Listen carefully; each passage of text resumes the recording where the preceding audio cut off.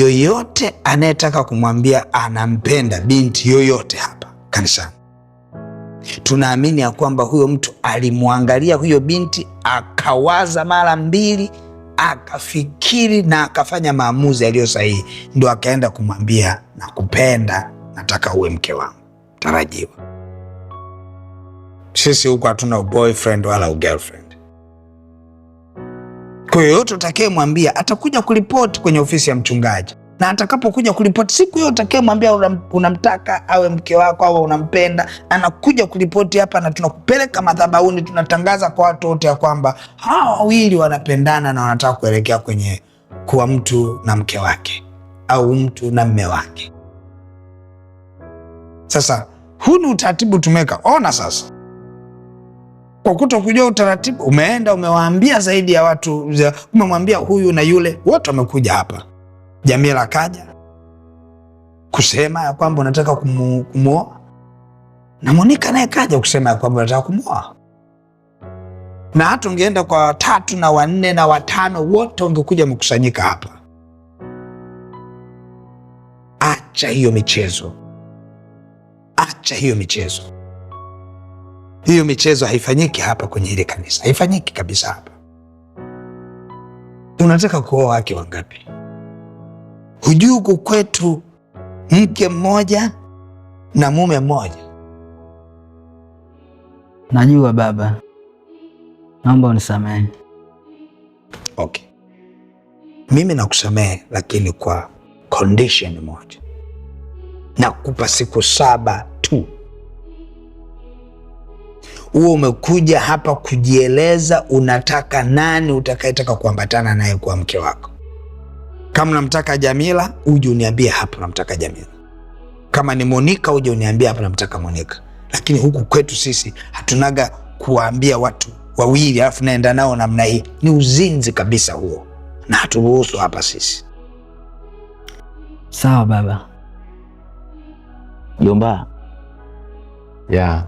Yule Rozi yule, nasikia si una taarifa zake zote? Rozi, ya. Nafahamu. Kulikoni? Yule mtoto ndo mwenyewe yule. Nashangaa watu wanamsumbua mpaka anazimia. Kinje, usilete utani. Mtoto wa watu kaumizwa ujue. Nimesikia kilichotokea. Hata mimi moyo wangu umeniuma sana. Sasa naomba kitu kimoja Kinjo. Hebu kaa mbali naye kwa sasa.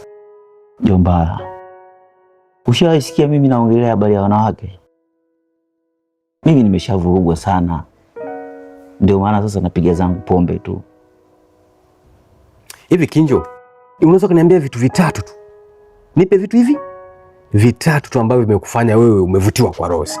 Vitatu tu, sitaki vitu vingi sana. Vitatu tu. Mimi kipo kimoja tu. Yule ni wife material. Achana na hawa dada wa mjini. Mimi wameshaniliza sana kiasi cha kunifanya niwe mtu wa pombe sana. Sasa nilikuwa nataka design kama za Rose. Yule ndo mwenyewe. Hata siku ile ya mahari, si uliona alivyokaa pale? Hana mambo mengi kabisa. Sasa Kinjo, kama kweli uko serious na hili jambo, mimi nitakuunganisha naye. Tena hili litakuwa ni jambo la kumfuta Rose machozi. Unaona alivyoumizwa. Sasa kwa sasa bado yuko hospitali anaumwa. Ila akitoka tu mimi nitakuunganisha naye. Ila usiniangushe ndugu yangu. Bwana, twende tukaone huko. Unataka tuende saa hizi? Kabisa. Sawa bwana. Mimi nataka haya mahusiano yetu yawe ya siri. Mtu yoyote asijue, hata mchungaji asijue kabisa. Hata mchungaji? Ndiyo. Unajua sio kila kitu lazima uwe unatoa nje. Mfano, mimi nikikuoa hapo nyumbani, kila kitu utakuwa unamwambia mchungaji kwanza? Au ni mambo yetu wawili? Tukioana ni sawa, ila kwa kipindi hiki ni muhimu sana mchungaji kujua hata utaratibu ambao umewekwa kanisani, kwamba mwanaume akija kukusemesha kuwa anakupenda inatakiwa ukasimu kwa mchungaji. Utaratibu huu unasaidia sana, la sivyo ungekuta kama wewe hapo umekuja kwangu na unaenda kwa mwingine na tunafaa tujuani. Sasa huko si ndo kwanza kuchezea?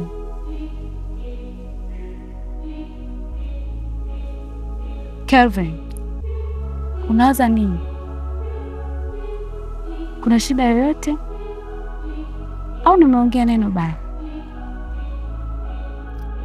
Hujaongea vibaya, ila mimi toka nazaliwa mambo yangu huwa ni asiri, ndo nimekuwa hivyo na nimelelewa hivyo. Sasa haya mambo ya kuanika mambo yangu kila kona naona yananitesa sana.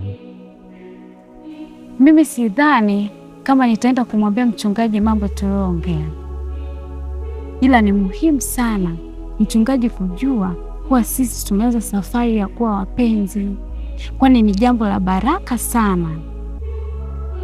Pia azidi kutuombea kwa Mungu.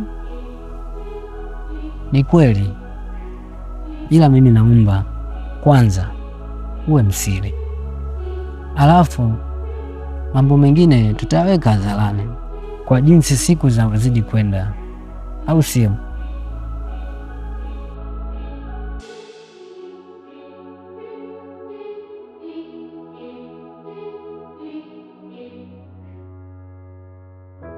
Jomba kaniambia uko serious, unaitaka ile turbo iliyoanguka siku ile pale kanisani.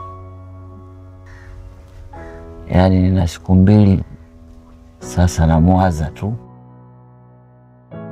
hata naona pombe hazipandi tena. Namwaza yule tu, sijui kanipa nini, au umesahau lile pozi siku ile alokaa kwenye mahali. Wife kweli sio mchezo. Basi tena kuisha habari yako. Na yule ulomrudisha kwao je? Kwani nilimuoa? Si ulitaka kuchumbiana tukashindwana? Ndio imetoka hiyo, maana aliniumiza sana mpaka nikataka kuwa mlevu wa kutupo. Huyo sasa ndo mwenyewe.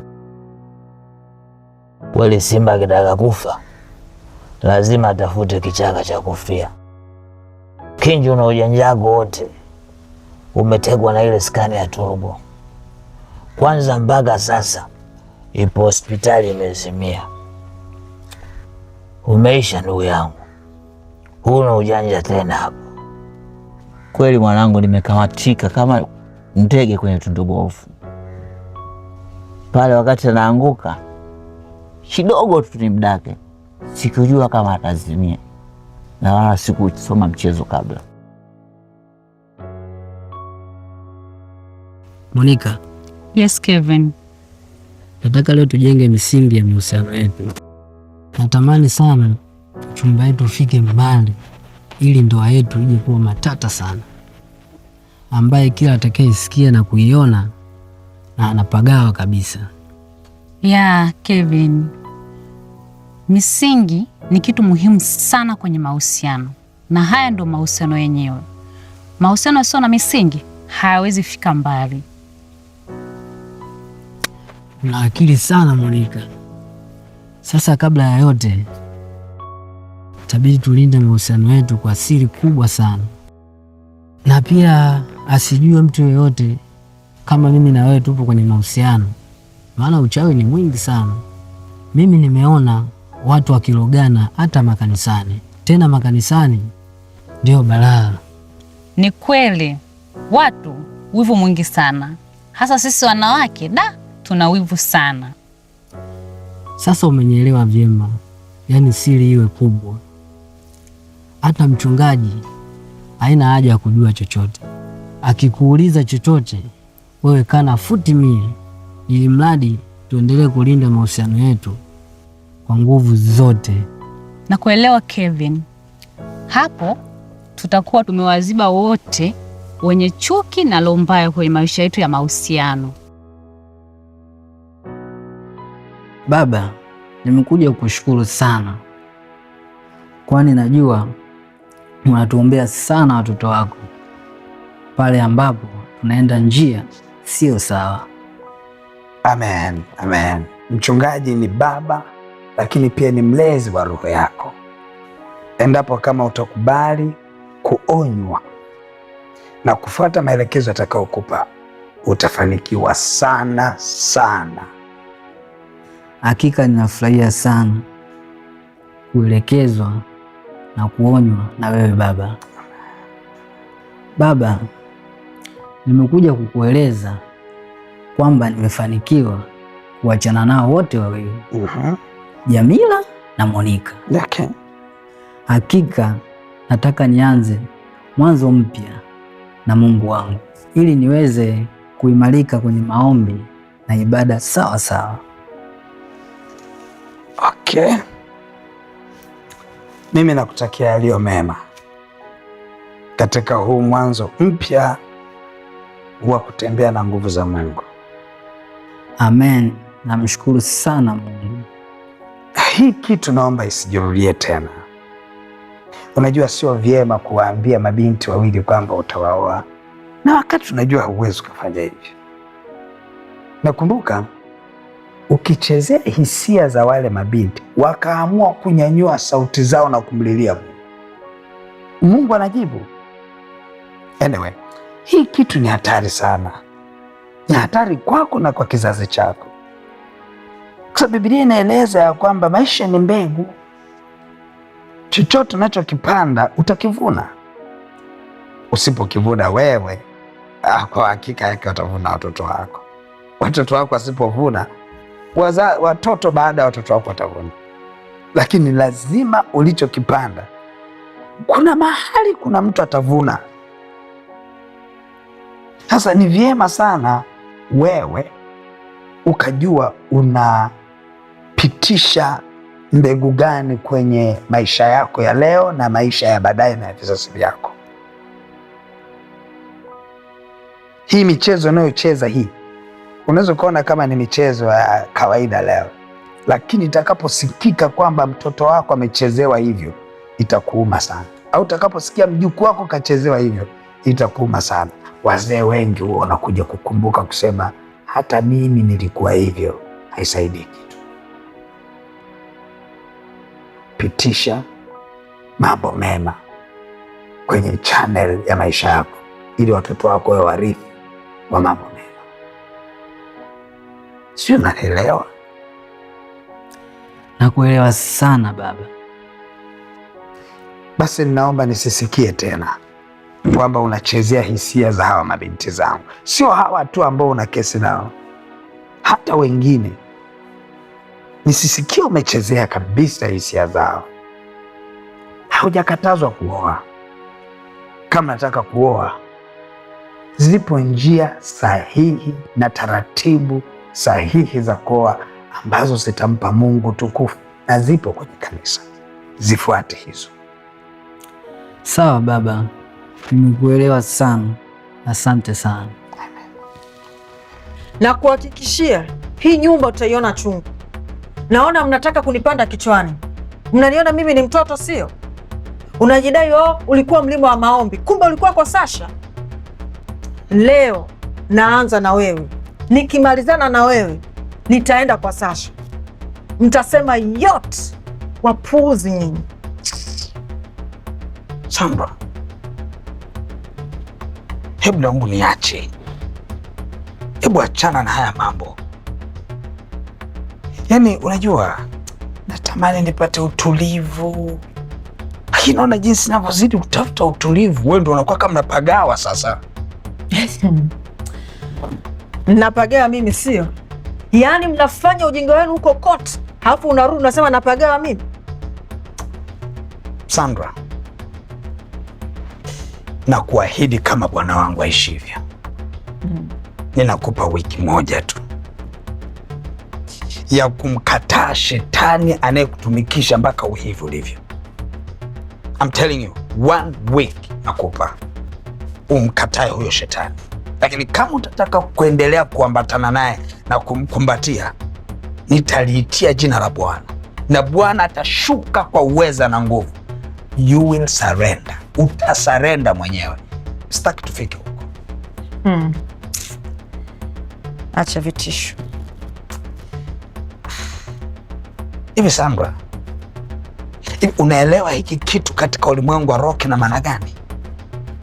hivi tunavyogombana hivi, unarusha maneno. Do you know, unaelewa ina maana gani?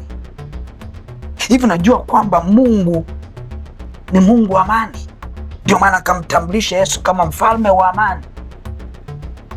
Mahali ambapo amani haipo, Mungu naye hayupo. Kwa lugha nyingine, haya mambo haya tunayoendekeza haya ndio yanayoondoa uwepo wa Mungu katikati ya nyumba. Tunaanza kukaa tu kama vile kama Ichabod, mahali ambapo hapana uwepo wa Bwana. Hasa angalia sana kwa sisi ambaye tumezoea kukaa na uwepo wa Mungu na tunafanya kazi ambazo wakati wote tunataka tu tuna uwepo wa Mungu, inatutesa sana sana. Ni mateso makubwa sana kukaa katika hali ambayo hamna uwepo wa Bwana. Hebu naomba acha haya mambo, achana nayo haya mambo.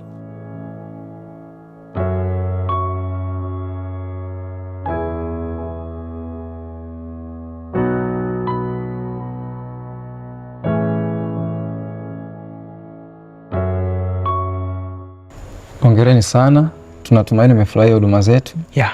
Na tunawakaribisha sana hapa Mega Lodge Hotel. Kwa hiyo karibuni sana.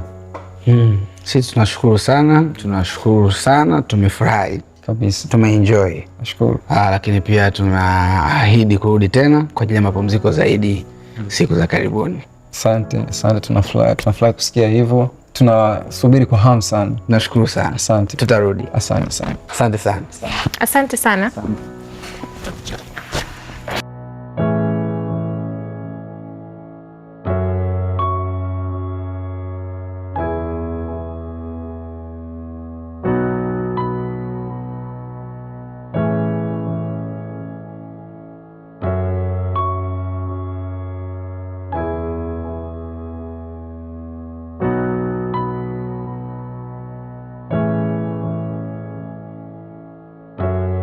Hakika nimekuchagua wewe uwe wangu wa maisha yangu yote.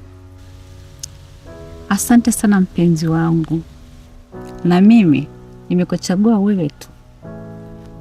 Hakikisha hii inakuwa siri yetu na asijue mtu yoyote, maana watu wana wivu sana. Naelewa sana. Sasa sisi wanawake ndo kabisa tunaoneana sana wivu ambao hauna hata sababu. Wakijua lazima wivu wapande. Mai, si wanawake tu, asijue mtu yoyote, si wazee wa kanisa, mchungaji wala mashemasi. Si unajua pale wale wakianza kufuatilia wanakuganda balaa. Usijali mpenzi, na kuelewa kuliko hata unavyodhani. Jana ulikuwa wapi na Monica? Monica? Monica yupi? Wewe unawajua kina Monica wangapi hapa kanisani? Kuna Monica wangapi? Yupi na yupi? Monica yupi na yupi hapa kanisani unamjua?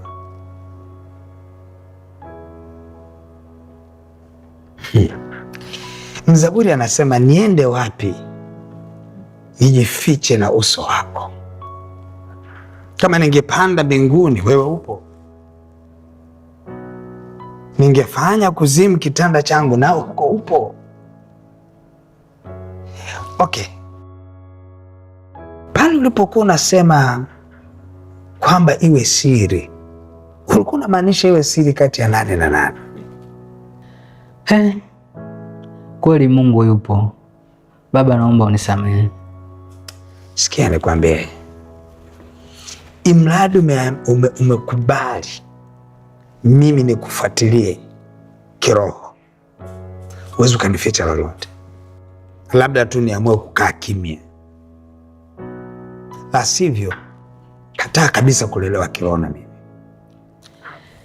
Hapana baba, nahitaji kulelewa na wewe, maana kwako najiona niko mikononi salama sana na katika malezi bora ya kiroho.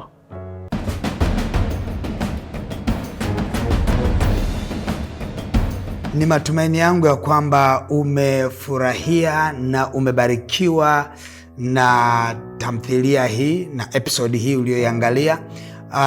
endapo ungetamani kusapoti huduma hii ili iendelee kufanya kazi nzuri na kuendelea kufanya filamu nzuri, unaweza ukasapoti huduma hii ikawa ni sadaka yako. Utaiachilia hiyo sadaka kwenye hiyo account namba yetu ya Holy Movies, nasi tutaipokea kwa moyo wa shukran na tutamtukuza Mungu kwa ajili yako. Amen. Naitwa Pastor Miamba.